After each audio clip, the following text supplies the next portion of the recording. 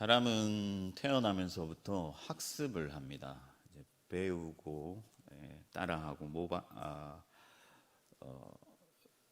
모방하는 것이죠. 이것이 이 최초의 학습 방식입니다. 그러니까 모방이 이 인간의 최초의 학습 방식인데 부모를 따라하면서 이제 배우죠. 아이가 처음으로 하는 말이 엄마입니다. 보통 엄마 하죠. 근데 엄마를 부르는 게 아니라 이제 엄마가 엄마 이렇게 하니까 사실은 엄마를 따라하는 거예요.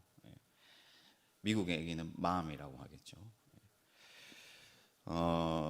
근데 어떤 사람은 실제로 저한테 그러더라고요. 우리 애는 엄마보다 아빠를 먼저 했다. 이러면서 아빠를 더 좋아한다. 막 자랑을 하는 거예요. 자신은 아빠를 더 좋아하는 게 아니고 자꾸 자기가 아빠 하니까 아빠를 따라하는 거죠. 아무튼 모방은 인간의 최초의 학습 방식이면서 평생을 살아가는 동안에 주요한 학습 방식입니다. 그래서 우리는 살아가면서 평생의 주변의 영향을 받습니다. 부모나 선배나 친구들의 영향을 받죠. 그래서 주변의 친구를 잘 사귀어야 한다고 어른들이 말씀을 합니다. 하나님께서도 이 점을 너무 잘 아셔서 하나님은 성경의 어떤 사람들을 우리가 모방하도록 본받도록 그렇게 하셨습니다. 직접적으로 교훈하실 때도 있지만 누군가를 본받음으로써 교훈하시는 것이죠. 그런데 반대로 우리가 살아가면서도 모방하지 말아야 할 사람들이 있습니다. 반면교사 삼아야 될 사람 혹은 타산지석으로 삼아야 될 사람이 있는데 성경에도 그런 사람들이 있습니다. 모방하지 말아야 될 사람, 반면교사로 삼아야 될 사람들이 있습니다. 오늘 본문에는 세 명의 등장인물이 있는데 다윗과 요압과 아브넬입니다. 아브넬은 살해당했기 때문에 주요한 인물이라고 할 수 없고 다윗과 요압이 주요한 인물로 등장합니다. 요압은 반면교사의 대상입니다. 부정적인 역할을 하고 있습니다. 그러면 다윗은 어떻습니까? 여러분 우리가 다윗은 대부분 성경에서 긍정적인 교훈을 주는 우리가 모방해야 될 모범을 따라야 될 사람입니다. 물론 다윗이 큰 잘못을 저지르기도 했지만 그 잘못 가운데서도 다윗이 즉시로 회개하고 하나님께 나오는 모습을 우리가 본받을 수가 있습니다. 하나님은 다윗의 길로 행하면 그 나라를 보존해 주리라 하시면서 여로보암에게 약속하시면서 다윗을 본받기를 요구하셨습니다. 오늘 본문에서도 여전히 다윗은 긍정적인 측면을 담당하고 있고 우리는 다윗의 길로 행하고 다윗을 본받아야 되는 것이죠. 그러면 우리가 다윗의 어떤 점들을 본받아야 할 것인가, 또 요압의 어떤 점들을 우리가 반면교사로 삼아야 될 것인가를 중심으로 오늘 말씀을 살펴보면서 하나님 앞에 순종하며 나아가기를 소망합니다. 먼저 요압이 어떤 잘못을 하고 있냐면은 그는 공동체보다는 개인이 우선한 사람이었습니다. 그는 공동체보다는 개인의 복수에 집중했습니다. 우리가 아니라 내가 먼저였습니다. 자기 성질, 자기 자존심, 자기 욕망, 자기의 어떤 개인의 사적인 복수가 먼저였어요. 하나님 나라나 이스라엘 백성이나 어떤 다윗의 왕국이나 그런 것들은 자기의 관심사가 아니었습니다. 심지어 그는 다윗 왕국의 매우 중요한 위치에 있었어요.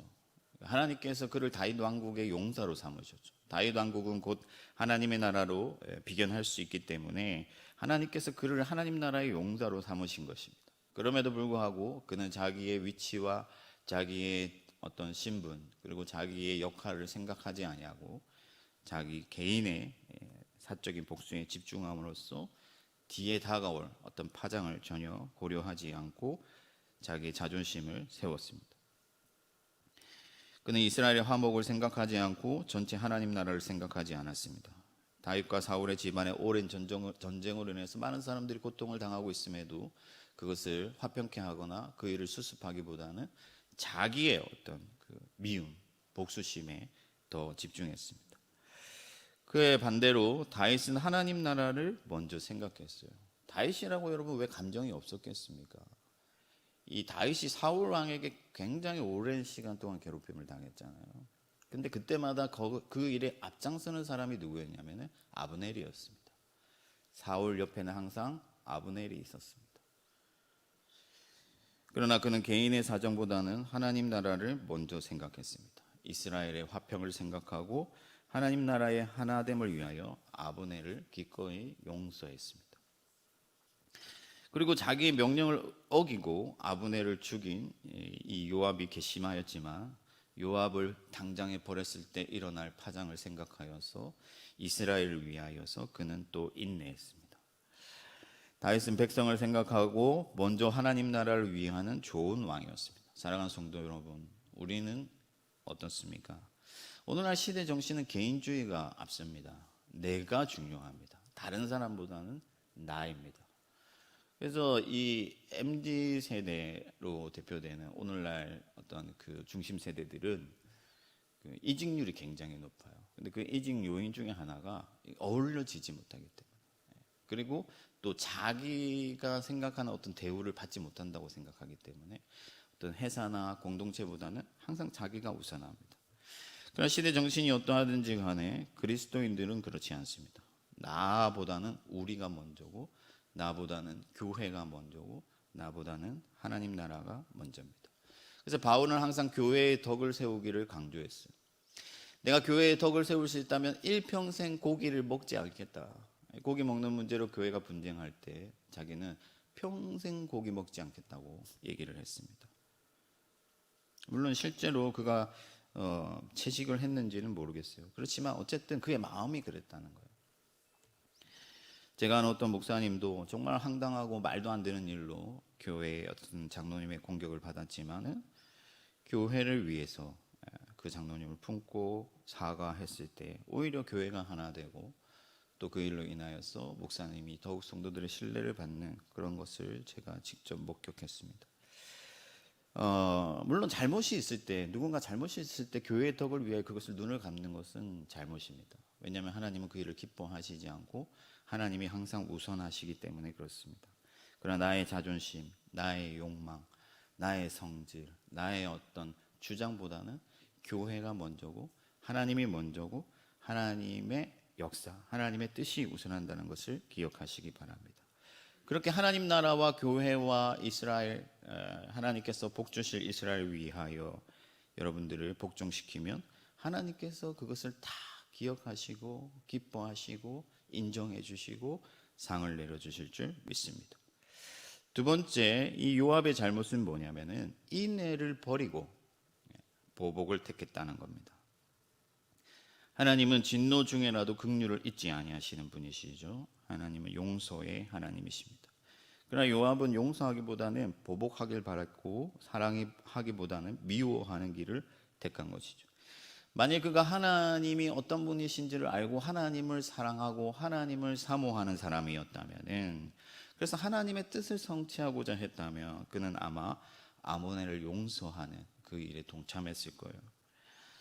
그러나 요압은 다윗 왕 앞에서 말도 안 되는 거짓을 고하며 왕에게 대항합니다. 왜 그렇습니까? 미움과 증오가 가득 차 있기 때문에 진실을 바라볼 여유가 없는 거예요. 진위를 파악하기는 어려운 겁니다. 그냥 믿고 싫기 때문에 보고 싶은 것을 보고 자기가 말하고 싶은 대로 말을 하는 거죠. 그의 마음에는 미움과 증오가 가득했습니다. 그래서 그는 악의를 품었고 결국 악을 악으로 갚았어요. 그러니까 다윗이 그를 저주하고 마침내 그가 하나님의 심판을 받게 됩니다. 하나님께서 가인에게 죄가 네 앞에 엎드려 있다 하면서 경고하셨음에도 불구하고 가인이 그 미움과 증오를 계속 키워나갔어요. 결국에는 동생을 죽였습니다. 죄가 자기를 삼키고 악을 악으로 갚으니 결국 그에 대한 상응하는 심판을 당하는 것이. 반대로 다윗은 여러분 인애를 택했습니다. 용서를 택하고 자비를 택했습니다. 여러분 억울하기로 치면 다윗만큼 억울한 사람이 없어요. 정말 억울합니다. 그럼에도 그는 미움과 원망과 증오를 키워가기보다는 하나님의 인애와 자비와 사랑과 긍휼에 집중했습니다. 다윗이 얼만큼 여유가 있는 사람이었냐면요, 평생 자기를 괴롭힌 아브넬이 죽었는데도 애가를 지었습니다. 슬퍼했습니다. 그래서 금식했습니다. 백성들은 그것을 보고 그 일이 왕이 시킨 일이 아닌 것을 알고 기뻐했습니다. 아니 그렇지 않았다면은 이스라엘과의 어떤 갈등이 더 심해졌을지도 모를 일입니다. 악이 악을 낳고 원수가 원수가 되는 일이 반복되었을 거예요. 그렇지만 다윗이 자비를 품고 용서를 품고 인애를 택했을 때 사랑이 악을 이기고 전쟁이 그치고 화평이 찾아오는 것입니다. 하나님의 나라가 전진합니다. 사랑하는 성도 여러분, 용서함이 이기는 길입니다. 미움을 버리고 인애를 택하십시오. 그러면 하나님께서 기뻐하세요. 악마를 보았다라는 영화가 있는데 그 주인공이 원수를 갚으려고 막 하다 보니까 결국 자기도 악마화 되는 거예요. 나쁜 사람을 쫓다 보니까 자기도 미움과 증오가 가득하다 보니까 잔인해지고 그런 것들을 영화에 담아 것을 제가 보았습니다. 미움과 증오와 원망이 가득하면 결국 사단이 그 길을 타고 우리 마음에 들어와요. 그래서 또아리를 틀고 사단의 어떤 자리를 잡게 됩니다. 그럼 우리는 사단의 영향력 아래서 지배를 받게 되고 결국 악이 악을 삼키고 악한 길로 나아가게 되는 것이죠.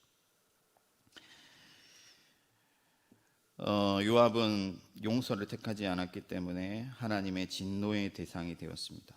여러분, 용서하는 자가 용서를 받습니다. 사랑하는 자는 사랑을 받습니다.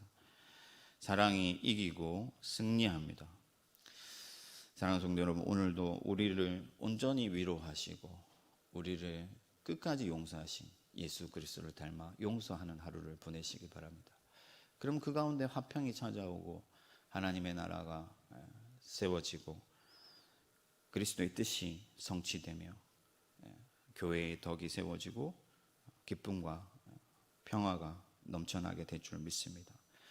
여러분들을 위로하시는 그리스도 예수의 품에서 모든 상처를 씻어내시고 증오와 미움이 아닌 인애와 사랑과 자비를 택하여 하나님의 나라를 이루시고 기쁨이 되기를 축복합니다.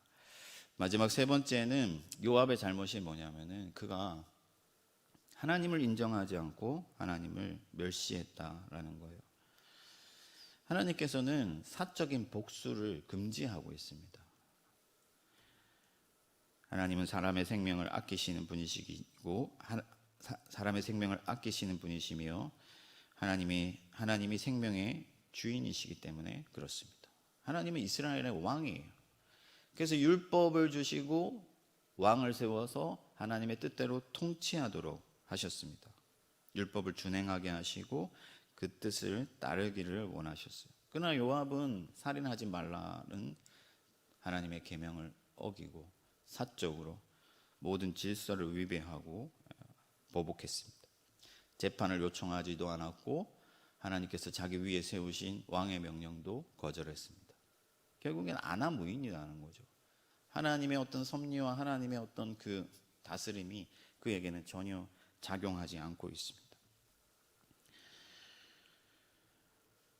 그래서 결국에는 요압이 하나님을 멸시하고 있다. 하나님을 두려워하지 않고 있다. 하나님을 신뢰하지 않고 있다. 하나님을 인정하지 않고 있다는 것을 우리가 알 수가 있습니다. 그와 반대로 다윗은 하나님을 철저히 인정했습니다. 하나님을 신뢰했습니다. 하나님의 뜻에 복종하기를 원했습니다. 다윗이 왕이었지만은 모든 것을 하나님의 뜻에 맡겨드렸어요. 하나님의 선하신 뜻에 따라 결정하기를 원했습니다. 심지어 이 요압이 어떻게 될지조차도 하나님께 맡겨드렸어요.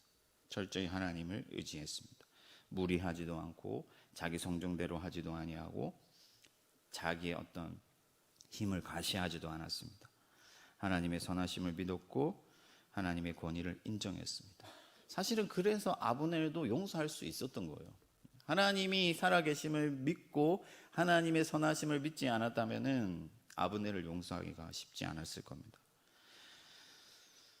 그리고 자기의 결정을 무시하고 자기가 용서한 아브넬을 죽인, 그래서 이스라엘에 큰 악영향을 끼친 요압을 그냥 지나치는 것도 쉽지 않았을 거예요. 하나님을 믿지 못했다면. 그러나 하나님을 믿었기 때문에, 하나님의 공의를 믿었고 하나님의 신원하심, 하나님의 갚아주심을 믿었기 때문에, 신뢰했기 때문에 다윗은 그냥 지나갈 수가 있었던 것이죠. 사랑하는 성도 여러분, 범사에 하나님을 인정하시기 바랍니다. 그리하면 하나님께서 그 길을 지켜주시죠. 그것이 승리하는 길이고 그것이 복을 받는 길인 줄 믿습니다. 하나님을 신뢰하고 원수 갚음을 하나님께 맡겨드리세요. 오히려 여러분들을 미워하고 적대하는 사람들에게 화평을 빌어주십시오. 축복하십시오. 그러면 하나님께서 그 모든 것을 기억하시고 하나님이 공의로 판단하시고 모든 일을 처리해 주십니다. 결코 하나님보다 앞서가는 자가 되지 말아야 됩니다. 하나님 따라오세요 하는 순간 망하는 거예요. 하나님을 따라가고 예수 그리스도를 따라가고 하나님께 자기를 복종시킬 때 하나님의 복이 임하고 하나님이 우리를 승리하게 하시는 것이죠. 어떤 사람들은 교회 안에서도 절차나 교회에 세운 지도자를 무시하고 자기 뜻대로만 하려고 하는 사람들이 있어요. 그런 사람들은 하나님을 두려워하지 않는 사람들. 예수님께서는 교회의 권징을 할 때도 절차를 제시해 주셨습니다. 그리고 예수님은 교회의 지도자들을 세우셨어요. 우리 삶에도 마찬가지입니다. 여러분들의 삶에도 어떤 시시각각으로 일어나는 억울한 일들과 또 괴로운 일들 가운데 철저히 하나님을 찾고 하나님께 맡겨드리시길 바랍니다. 여러분들의 사정을 여러분들보다 잘 아시는 분이 하나님이시고 여러분들을 누구보다 사랑하시는 분이 하나님이시고 여러분들의 일을 기꺼이 감당하고자 하시는 분도 하나님이십니다. 그래서 하나님께 맡겨드리면 하나님께 소망이 있음을 믿고 하나님께 능력이 있음을 믿고 하나님께 맡겨드리면 하나님께서 그 일을 끝내 공의로 처리하시는 것입니다. 하나님은 여러분의 목소리를 외면하지 않으십니다. 하나님을 인정하고 하나님의 보호를 받는 여러분들이 되기를 바랍니다. 말씀을 정리하겠습니다. 사랑하는 성도 여러분, 우리가 본받을 유일한 분이 누구실까요? 바로 우리 주 예수 그리스도이십니다. 그분은 하나님 나라와 인류의 구원을 위하여 자기의 모든 것을 내려놓으셨습니다. 철저히 자기를 부인하셨어요. 자기의 영광, 자기의 권자, 자기의 권세 다 내려놓으셨습니다. 그리고 그분은 자기를 십자가에 못 박은 자기를 매질하고 자기의 침뱉은 자들을 용서하기를 원하셨고 그들을 품기 원하셨고 사랑하셨습니다. 그리고 오직 죽기까지 하나님의 뜻을 따르고 모든 일을 하나님께 맡겨드리고 자기의 영혼을 기꺼이 하나님께 내어드렸습니다. 그리하였더니 그리스도 예수께서는 가장 높은 이름을 얻으셨고 온 인류를 구원하셨고 만유를 그리스도로 통일하시며 하나님의 나라를 세우셨습니다. 사랑하는 성도 여러분, 오직 예수 그리스도를 본받아 저와 여러분들이 하나님의 나라의 원리로 오늘 하루 승리할 수 있기를 주님의 이름으로 축원합니다.